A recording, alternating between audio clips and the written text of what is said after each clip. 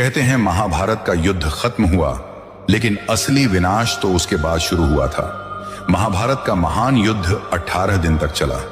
अंत में कौरवों का विनाश हुआ और पांडव विजयी हुए।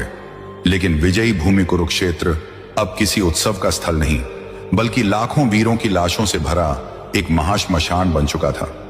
चारों ओर टूटे हुए रथ, बिखरे हुए धनुष बाण और तलवारें, जले हुए ध्वज और बिखरी हुई हड्डियां दिखाई देती थीं।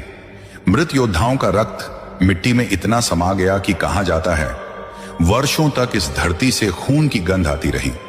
जब युद्ध समाप्त हुआ तो अनेक आराष्य मुनि वहां पहुंचे। उन्होंने देखा कि यह पवित्र भूमि जो धर्म स्थल कही जाती थी, अब रक्त और पाप से अपवित्र हो चुकी है। तब उन्होंने कहा, यह भूमि केवल युद्ध और विनाश की नहीं, बल्कि धर्म और अधर्म के अंतिम निर्णय की भूमि बनेगी।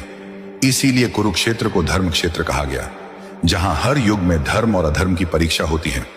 यह वही भूमि है जहां स्वयं भगवान श्री कृष्ण ने गीता का उपदेश दिया था, और युद्ध के बाद यही भूमि आने वाले युगों के लिए धर्म, न्याय और सत्य का प्रतीक बन गई।